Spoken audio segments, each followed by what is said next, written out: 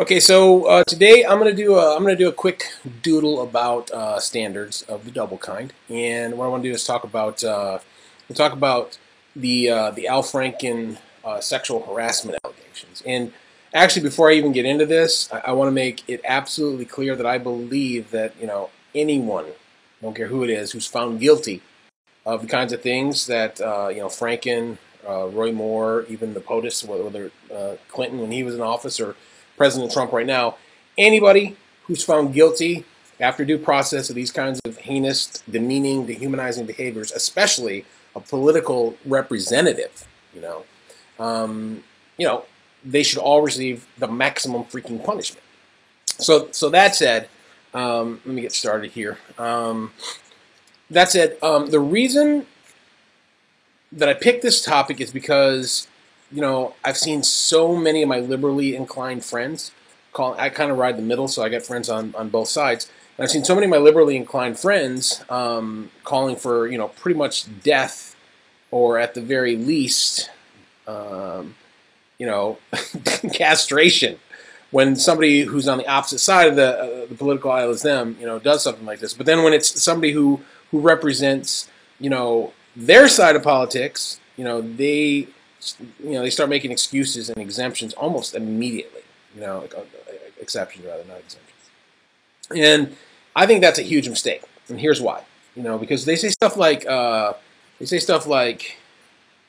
well, with Al Franken, it's not like he's a habitual sex offender, like the people whose politics I don't agree with.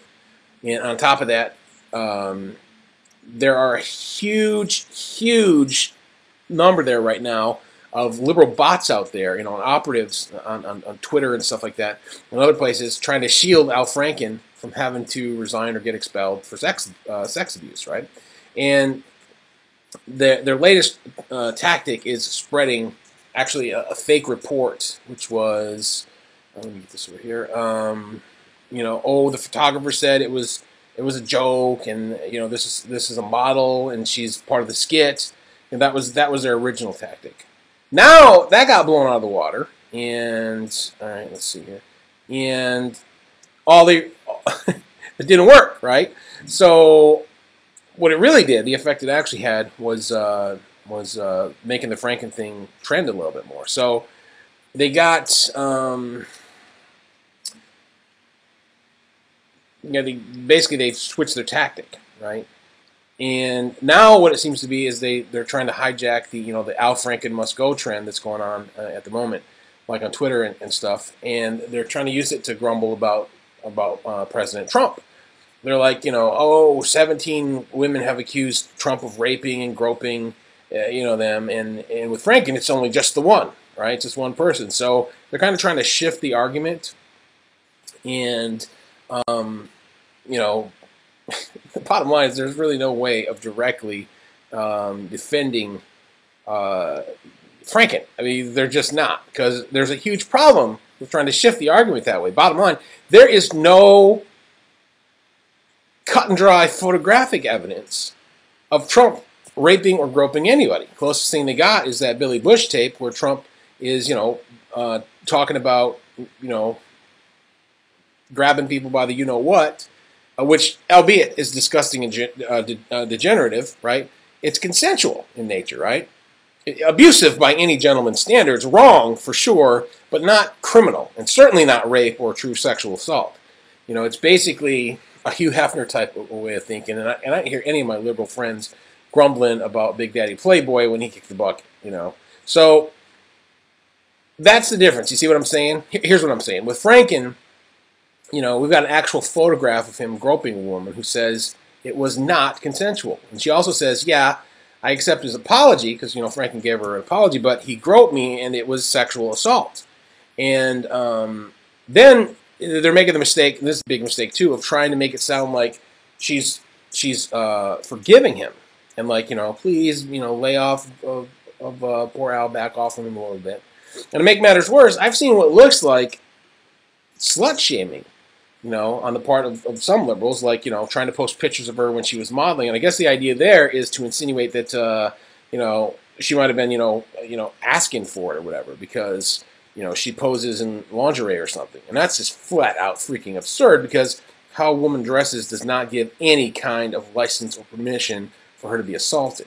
And all this is really especially sad, because you have to consider the fact that Al Franken was one of the originators of the current, believe the victim concept, right?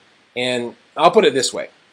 If somebody has, I don't know, 20 or 30 people alleging sexual assault, that's something you want to look into, right? But when you got a freaking picture, you got actual evidence of it, and the other person is saying, no, this wasn't part of a skit, it's not consensual, I was asleep at the time.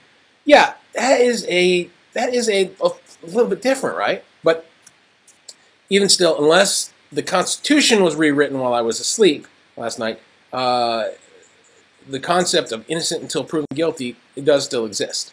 So in reality, even though the claims made against someone like Roy Moore are far more disgusting and deplorable, they're heinous, really, if they're true, okay? Things still work a certain way, don't they? I mean, no matter which side of the aisle you're on, okay, the rule has got to be prove your claims before asking someone to step down. And if not, as it stands, there's actually a lot more hard and fast proof of the allegations against Franken than there are against Moore, even though Moore's accusations are far more severe. And to be fair, I mean, let's put this in perspective, Roy Moore is from Alabama, okay, where being a 17-year-old girl typically makes you a MILF. All kidding aside, though. If the allegations are true, yeah, not only should Roy Moore step down, but he should be put in prison, right? But here's the thing. If we're going to play the guilty until proven innocent game, the one that's being played right now, unless Leanne Tweeden herself comes out and says, yeah, in retrospect, it was part of a skit, it didn't happen, no, I wasn't actually asleep, it was just an inside joke. Unless she comes out and says something like that, I'm sorry, but I'm going to believe her, because there's actually a damned photo to look at. So let's all agree on the rules. That seems important to me. Is it, let's follow our laws, the ones that were specifically created to avoid actual witch hunts, okay? I mean, that was going on back then, thus the Constitution. Or are we going to be making important political decisions, based solely on accusations? I mean, is it just, hey, I've got no actual evidence, I'm just telling you something that may or may not have happened? Because if that's the case, then realize that the real victim, in some cases, could be the person who's being accused. And someday, that person might be me or it might be you. But anyway it goes. Let me ask you this, if you're one of my Democrat siding friends, okay? You want somebody who's perceived as a creepy groper, being one of the top, figures inside of your party. I mean, let's face it, Al Franken could be and I think he is in the top 5 Democrats right now, which should really concern you, okay? Because your top 5 Democrats, aside from Sanders, who's not technically a Democrat, so that doesn't count, because he's not going to run for, presidency or anything like that. He'll be in the Senate again, assuming he's still alive at that point. So you got Hillary Clinton, all right, and she's not in office, but ideologically speaking, she's the most visible Democrat, and that should really concern you because, between the DNC corruption scandal and the fact that she's basically eternally yoked with the task of navigating her husband's numerous sex scandals, she's like some kind of freaking scandal machine. And then there's Joe Biden. He's probably number 2. That should really, really concern you, okay? And I don't know if you've noticed this, but I've noticed it like in the last 48 hours, a lot of Dems are being preemptively, they're preemptively like trying to shut off the lights on some sort of potential Biden scandal, Looks to me like they're starting to abandon good old Uncle Joe right now. And it's leading to speculation that somebody has some kind of evidence. I don't know what it is, but it seems like there's some kind of evidence against them, and they're kind of slowly, backing off from it, and probably to shield themselves, right? So he's a top-ranking Democrat, and of course, there are too many photos and videos to count of him being at least, creepy, right? So 3 of the top 5 running Democrats right now have been or currently are embroiled in some sort of sex scandal, or at least generally considered to be sexually creepy, and that should really worry Dems. You know what I mean? Here's what I mean. Okay, as a party, do you really want to be straddled with the image that you put out there of the midterm? Do you want that to be the image that you put out there for the midterms? Because I'm telling you, with Donald Trump running steamroll mode over you on Twitter and the Republicans way out ahead of you, I believe right now as far as for fundraising, they're going to end up ramming the Democrats into the ground. Like, look, here's Harvey Weinstein, big time, Democratic donor. Joe Biden, here's a picture of him with the senator's daughter. And they'll run loops of that stuff online and on TV ads and stuff. And Al Franken, well, he's gonna when he goes up for re-election, okay, just like with Roy Moore, and it's just allegations with him. There's not a super creepy photograph of Roy Moore doing anything wrong that can be used in ads like that. You can talk about it, but it just doesn't have the same impact, Even though what Franken did is less in a lot of ways. If God forbid there is such a thing. There's a photo, So I say Franken is probably going to end up losing 5 to 10 points pretty easily. Okay, and that likely means if he doesn't step down, he probably won't get reelected anyway. So think about that, Democrats. Okay, you lose a Senate seat if you rise up to try and defend Al Franken. Okay, you'll be seen basically defending something that's indefensible. And I see people doing it right now, but I think it's an error, okay? I mean, you had a female presidential candidate, Hillary Clinton, who ran on, the Break the Glass Ceiling platform, and how'd she do? Frankly, she blew it with women, right? And what do you think is going to happen to turnout among those groups, especially some of these races where the candidate is male, like Al Franken, like an Al Franken style candidate? Oh, here's a picture of the Democratic candidate shaking hands with a body armor squeezing pervert. What do you think is gonna happen to women's rights, the women's rights side of things of the Democratic ideological platform? Sorry, it's not going to work well. And the Democrats have to be wary of characters like this and the message that's supporting them and affiliating them sends, because it's not good. And the Republicans have to be wary too. You know what I mean? Here's what I mean. It's not going to be, Democratic politicians that are the only ones that are going to get hit by this, okay?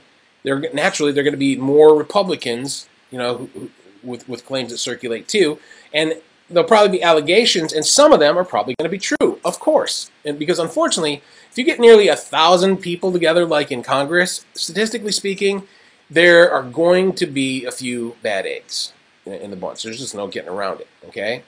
Drug abusers, murderers, rapists, and even, sadly, child molesters, right? Statistically, it would be a total freaking miracle if no one in Congress has done any of those things. And it's not going to just be Al Franken. You probably won't even know about most of them, Some of them have done things that would literally blow your mind and keep you up late at night questioning being part of the human species, If you think that the government, especially the U.S. government, is the moral gold standard, if you think the government should be solving all of our problems, think again. How about if we solve our own freaking problems instead of relying on the government? So, bottom line, I think Franken should step down on his own, or he should be expelled if he's unwilling to step down. And Democrats should not support him. And to me, any of them who do, and Democrats who do, are going to be looked on as fools, right? And it's not that big a deal. Just get a different Democrat in there.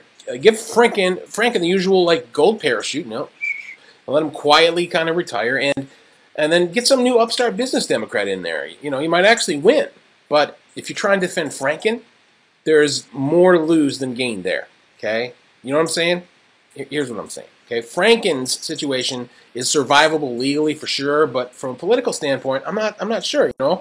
Before all this got going, Franken's approval rating was just north of 50%, and I think he pulled 53% of the vote in his last re-election. So it's survivable if he, loses 10 points. Maybe it is. But if the Dems are smart, they'll push for him to resign. I mean, liberals should be the ones telling him to go. You know, Al, love you, man, but you know, there's no way for us to defend you. We'll get a different Democrat in there, maybe a business Democrat. And here's your golden parachute, bro. You know, step out of the plane. See you sometime later. Sorry you got caught. Some people have a fetish for leather and rubber. Al Franken's got a fetish for body armor, you know. And you know, that's about it for me.